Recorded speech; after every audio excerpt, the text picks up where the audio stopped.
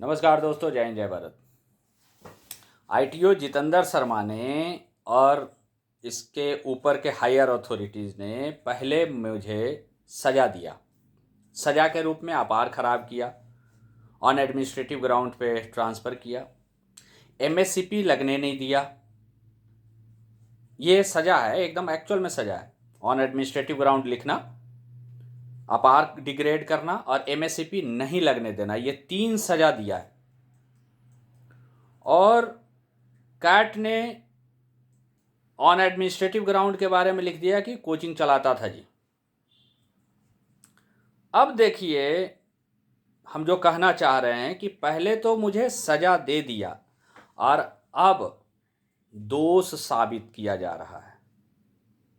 तो पहले आप सज़ा दे दो, उसके बाद में दोष साबित करो। अब दोष की भी बात करें तो जिस समय मेरा अपार खराब किया गया, उस समय देश कोविड महामारी से जूझ रहा था और जनरली लॉकडाउन लगा रहता था। लॉकडाउन नहीं लगा रहता था तो alternate day, work from home, ये सब चल रहा था। ये बात है 2020-21 फाइनेंशियल ईयर 2020-21 का। यदि पंजाब गवर्नमेंट का भी नॉर्म्स को देखेंगे तो कोई सर्कुलर वगैरह गाइडलाइन देखेंगे तो लगभग 2022 तक कोई स्कूल खुल तो गया था, लेकिन बच्चे उतने नहीं जाते थे या कम जाते थे। 2022 की बात कर रहे हैं। लेकिन अप्रैल 2021 तक, 2020-21 फाइनेंशियल ईयर में अप्रैल 2021 तक पंजाब के किसी भी इंस्टीट्यूट में, प्राइवेट हो सरकारी हो, कहीं भी पढ़ाई लिखाई का काम नहीं हो रहा था। अब बात रहा कि भाई मुझे जो हरासमेंट किया तो कितना प्लानिंग करके बैठा हुआ था कि इसे पहले हरास करेंगे, फिर अपार खराब करेंगे, साइकिल चोरी करेंगे, सब कुछ करेंगे और सारा ठीकरा फोड़ देंगे कि भाई ये कोचिंग चलाता था। अब बात रहा कोचिंग चलाने पे, सीसीएस कंडक्ट रूल पे, तो 5 साल मेरी जो हरासमेंट हुई, इसका क्या जो मेरी 5 साल हरासमेंट हुई है, इसके बदले में मुझे कंपनसेशन कौन देगा? आप पहले जुर्म साबित करना था, उसके बाद सजा देना था। और जिस पीरियड में मेरा अपार खराब हुआ, उस पीरियड में तो आदमी घर में कोविड के डर से बैठा हुआ था, वैक्सीनेशन चल रहा था, कोविड के डर से बैठा हुआ था। कौन आदमी बिजनेस कर रहा था और कौन कोचिंग चला रहा था भाई? और आप एक ही चीज में, कोचिंग में ही इंगेज था। सोशल मीडिया पे कौन नहीं रहता है? सारे हैं सोशल मीडिया पे। हम किसका किसका नाम ले? आप यूट्यूब पे डाल दो, कुछ भी लिख के, इनकम टैक्स डाल दो, ये डाल दो, कुछ भी डाल दो, आपको 56 आदमी दिख जाएंगे कि हाँ यूट्यूब चैनल चला रहा है। इवन आईएएस आईपीएस जो अभी अभी नया नया बहाल हुए हैं, सभी लोग भौकाली मचा रहे हैं। सोशल मीडिया पे चल रहा है सबका। और मुझे एक चीज है, हमेशा जितेंद्र शर्मा को मुझे हरासमेंट करने के लिए, हरासमेंट एट वर्क प्लेस, सजा देना है। आप लोगों को देना चाहिए और देना पड़ेगा। और हम मांग करते हैं कि सजा उसे मिलनी चाहिए, क्योंकि मुझे 5 साल किस बात का हरास किया गया। आपने इंक्रीमेंट भी काट दिया भाई मेरा, मुझे इंक्रीमेंट लगा ही नहीं, तो आप तो सजा ही दे देते, कम से कम मैटर तो कंक्लूड होता।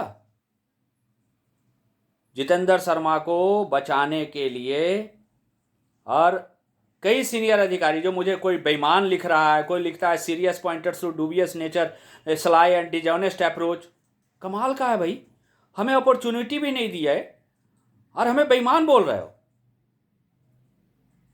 भाई अपने अपने गिरेबान में झांकना चाहिए सबको कि कौन कितना ईमानदार है। हम ये नहीं किसी को कह रहे हैं कि कौन ईमानदार है कौन बेईमान है, हम इस पे जा ही नहीं रहे हैं भ्रष्टाचार के ऊपर।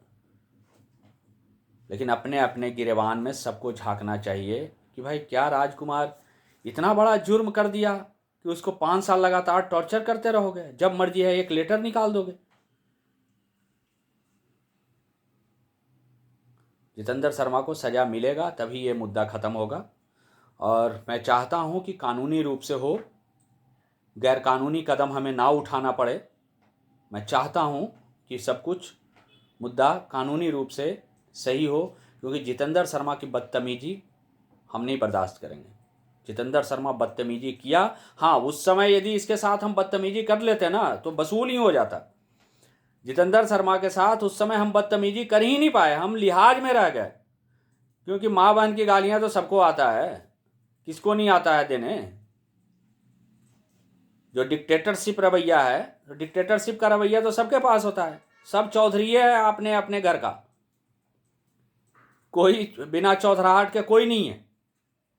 तो हमारा विनम्र निवेदन है, इस मुद्दे को ख़त्म करना है तो जितेंद्र शर्मा को सज़ा दें। और यदि जितेंद्र शर्मा इस वीडियो को देख रहे हैं तो आप समझ लो, आप कम से कम 25 लाख रुपया पीएम रिलीफ फंड में जमा कर दोगे, हमें स्लिप दिखा दोगे तो हम इस मैटर को बाइंड अप कर देंगे।